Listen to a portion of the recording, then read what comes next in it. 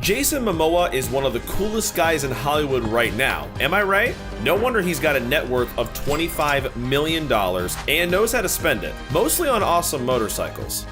Does anyone look more at home on a motorcycle than Jason Momoa? The actor is well known for his passion for Harleys and the fat stacks of cash he's willing to throw at them. His collection starts way back in the early 1900s. He's got a 1916 Model J, produced merely 13 years into the company's run. This piece of motorcycle history can go for around $50,000 if you get them in a pretty good condition. The next ride he's got is his 1936 Knucklehead. These go for $100,000 easily if you get a good one. Though the value it has for Momoa is that it's an easy bike to work on. Riding them is only half the fun after all. You know, you never forget the bike that starts your obsession.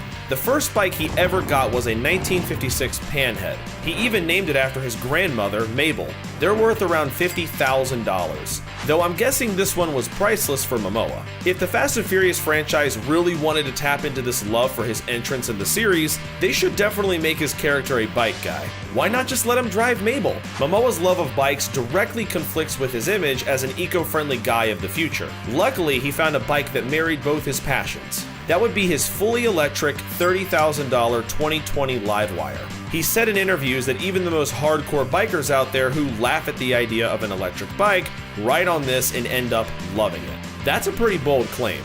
The one he's got that's probably still shiny and new is his 2021 Pan America. It ran him back like $17,000, though at this point, that's just a predictable expense. Then we've got one of his newer purchases that he's still stoked about. That would be his Harley-Davidson Lowrider S. This $18,599 bike had Momoa excited like a kid on Christmas. I'm gonna make a bold prediction here. When Momoa's career status starts going down, he will 100% have a show on the Discovery Channel where he talks about the history of Harley-Davidson.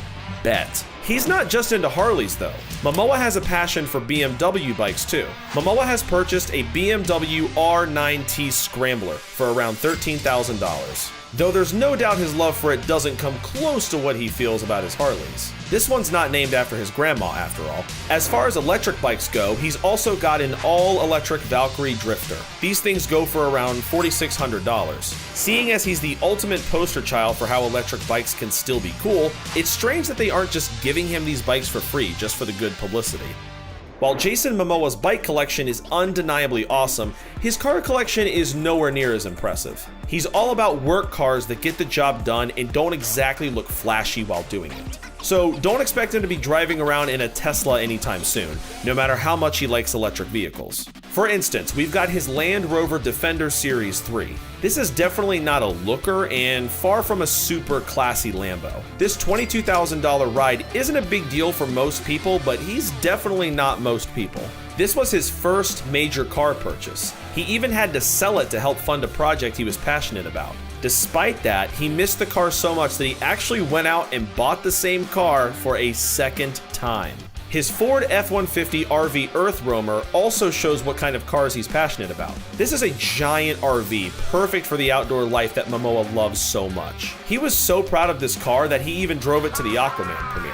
Some people go with limos for that sort of thing, but Momoa's definitely his own man. Of course, his tastes had to come with some modern style at some point, so look at his white Range Rover that ran him back $100,000. This modern ride still fits his workhorse car love, but it definitely has a bit more modern style to it. Though, I bet he still drives his Defender more. You know I'm right. Honestly, the only car that I think really matches Momoa's personality is his 1955 Cadillac. What makes his so distinctive and Momoa-like is the striking pink color that definitely catches every eye that it drives past. A 55 Caddy could go for upwards of $47,000, but this one is worth a lot more to Momoa. This was one of his first cars and likely his favorite of all time. Like his favorite bike, he even gave this one a name. This car goes by the name of Bernadette, which fits it perfectly. He reportedly bought the car when he was 22 years old, inspired by Elvis Presley himself. You know he and Elvis would have been like best friends, right?